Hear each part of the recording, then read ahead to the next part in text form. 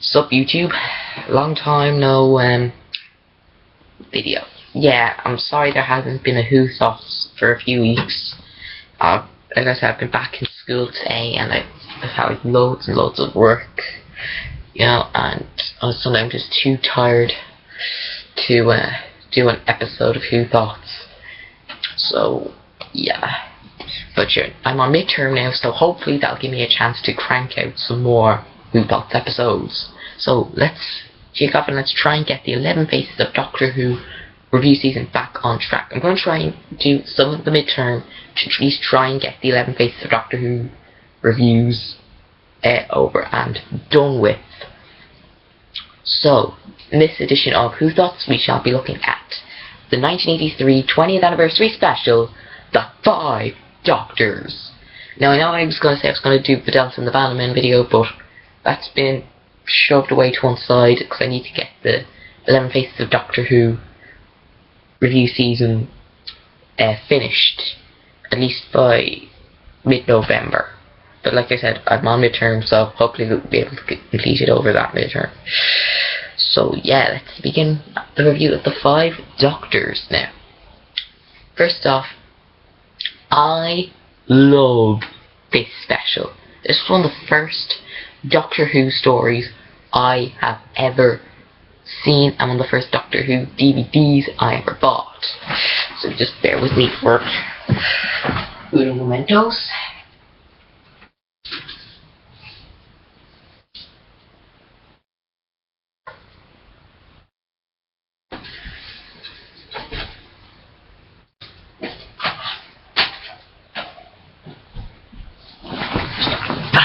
Here's my 5 Doctors DVD. This is the original 1999 DVD of the 1995 special edition. Yeah. So basically, oh, and by the way, spoilers, in case you haven't seen the story, but I mean, it's been out on DVD for ages, so I think everybody's seen the story by now. But basically, the premise is this: the Doctor's past selves has been taken out of time and into Gallifrey, and where they have to all meet up in the tomb of Rassilon and defeat a corrupt Time Lord by the name of Barusa. Now, I've been watching Dubzoo Member's review of this story. Yeah, I keep plugging his channel for you to check out. If you haven't checked it out by now, check it out. Just check it out. And I mean, it's called first off, it's called the 5 Doctors. But when you think about it, it's just, I mean, okay, so basically, it's out in May 1983, and they managed to get Troughton and Pertwee back. And sadly, Hartnell was basically long since dead by the time they went around to do this. So they got Richard Hurndall to portray William Hartnell portraying the first Doctor, which is basically sort of similar to what David Bradley will be doing in An Adventure in Space and Time. And of course they couldn't get Tom Baker in because he said he didn't want to do it because it was still too soon after he left, and he actually since said that turning down the offer of doing the 5 Doctors was the biggest mistake he'd ever made. And yet he agreed to do Dimensions in Time. So yeah, basically the 5 Doctors trial is really, really, really misleading. I mean, for the 4th Doctor stuff they used bits from Shada, the unfinished serial, to represent the 4th Doctor. But I mean, for Doctor Who, this was new footage. The Shadow stuff was new footage, so we could believe he was still in there.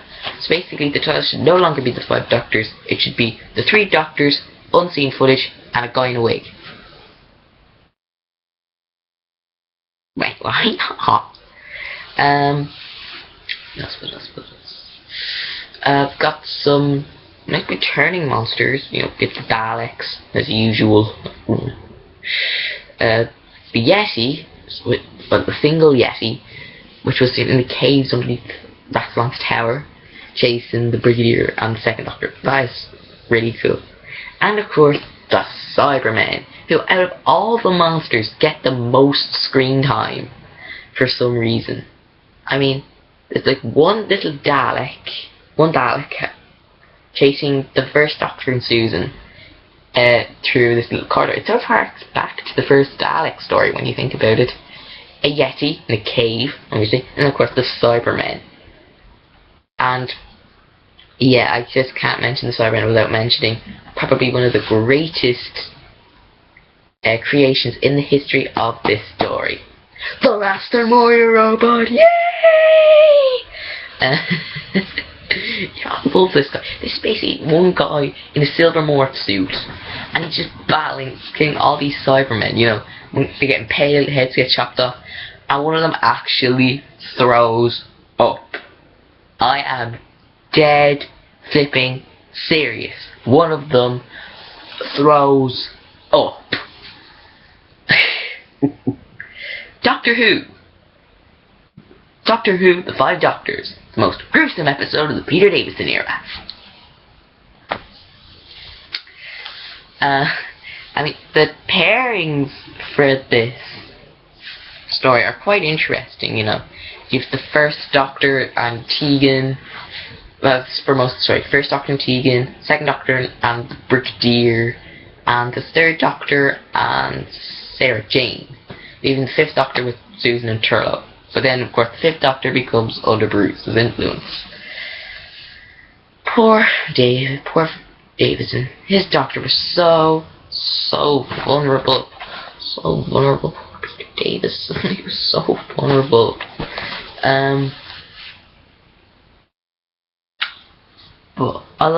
But there's some really interesting stuff. Bruce, if you go through the story, like, I haven't seen all of the other Bruce's stories that he was in. I know he was in Deadly Assassin, Invasion of Time, I can't remember what the time play for, maybe Arc Infinity. But because I've only seen Barusa in Five Doctors. But from what I understand, he got more and more corrupt, you know, as he appeared. You know, it's his mega rise to power, which will come to pass in the Five Doctors by him seeking immortality. And then, of course, Rassilon. Oh, I love Rassilon. This is the game of Rassilon. See what you like? I love this Rassilon, even though he's like only in it for like a few minutes. If you could argue that Tim Dalton wasn't isn't the real Rassilon, but seeing how he brought the role back and was reincarnated, Rassilon was reincarnated as Annex 007. Yeah, I believe Timothy Dalton's Rassilon. There's just so much good stuff, and of course, one must not forget my favourite moments, Brigadier moments, who actually, grew his own moustache rather than having a fake one. I wonder if he grew a real moustache as well when he came back to Battlefield. And he's just like, he goes back into, when the time scoop comes to get him, and he's running away, he says, "Doctor, I'm getting too old for this," and he says, which is basically a code word for, "Oh no, I was enjoying a nice quiet retirement and then this happens." And nice little K9 cameo, you know. I like how he just really ignored a lot of the K9's warnings, as in if she's just he's imagining things. I like the little sign, "Beware of the dog." Yeah. But I mean the warning that K9 as sister said, he said, "Danger! Doctor! Danger! Mistress!" K9's some really cheeky stuff by calling him Mistress and Master. Yeah. But anyway, and of course, Turlough. You love Turlough. I mean, he's basically going through his rehabilitation, you know. I mean, from the Black Guardian trilogy through Kingdom of the Five Doctors. I like when my favourite bit it's like he's with Susan. They have the TARDIS, and the Cybermen are laying bombs, and it's clear that Turlough wants some, you know, because Susan's just like, what do we do now? And Turlough's just like, die, it seems, which means, and it's a cuts. He's like, so shall we get it on? Then we get skinny on. Oh. Oh, Turlough. I feel like he's a teenager at heart. That's what I think. I mean, and of course, one of the things that does annoy me a bit is that America got this first. Oh yeah. This originally aired 2 days after the American broadcast. 2 days. I think it was part of the Children in Need thing or something. And there was this edit where it was condensed into the standard 4 parts. Like, I think part 1's cliffhanger was Sarah Jane rolling down that hill. Can't remember I don't know what the other 2 were, but that was the only one I know of. Sarah Jane rolling down the hill. I think part 3 was the Bastard just creeping behind the first Doctor and Tegan.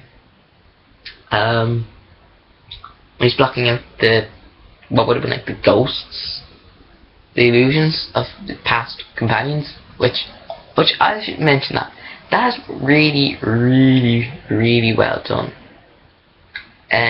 So basically for the third Doctor you had Mike and Liz. There's waiting. The fact that the other Doctors need you, and say, "Oh, she's like, I'll get you," and then, but then he goes, but they obviously clear that they were phantom, that they were illusions, and the second Doctor is most manipulated by this, really most manipulated, when Jamie and Zoe appear. He's like, "Doctor, there's a force field." I was like, "A force field? Well, we'll soon see about that." It's like, I can't leave you in there. And, but then the Doctor cops on and is like, "Yeah, it's an illusion. It's an illusion. Should have known." And my favourite bit is when Jamie and Zoe disappear. He's like, "Ah!" I think, and Fraser Hines, I think there's a documentary of Jamie screaming on the Mindrobber DVD, and Fraser Hines says, "Oh look, I've only got 2 lines. Doctor and ah!" Come on, Fraser, you've got more than 2 lines you got. But I mean, but if you want to sum it up, it's a good way of summing it up, basically. Doctor! Ah! But yeah, what else can I think of the 5 Doctors? The Master is... Anthony Healy has one of the best performances as the Master. And of course, because the Time Lords recruit the Master to help the Doctor. And he's just like, "You want me to help who? You want me to help the Doctor? My most immortal enemy? You stupid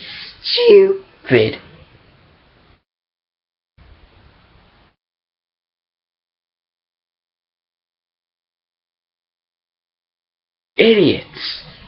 Yeah, trying to make sure I keep it censored.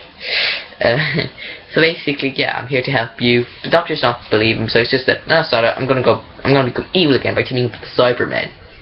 And then the Brigadier punches him. That's my favourite Brigadier moment. It's just because the Master, with his tissue compression eliminator, he's like, "Killing you once was never enough for me, Doctor.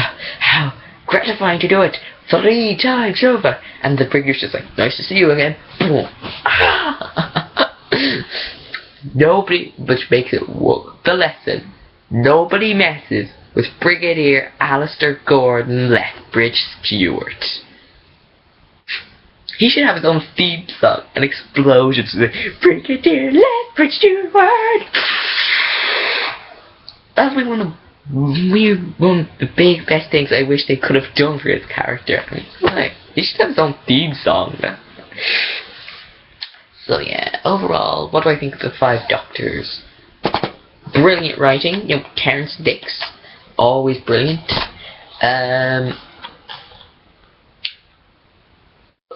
Nice to see the Doctors back together. Interesting, good choice of monsters. Characterizations of the companions were fantastic. Really cements the relationships that we've known and loved. And yeah, it's just all around a great adventure. I'm giving this a 10 out of 10. It's just the best example of 80s Doctor Who. It's up there with the likes of the Caves of Androzani. This is that good. But I really want to see the original 1983 version now. Ah well, maybe someday. And that's it for Whothoughts 16, The Five Doctors. Next time, which will hopefully be tomorrow, I will be continuing on with The Two Doctors. Yeah, the Colin Baker edition. So, hopefully I shall see you all tomorrow. See you later.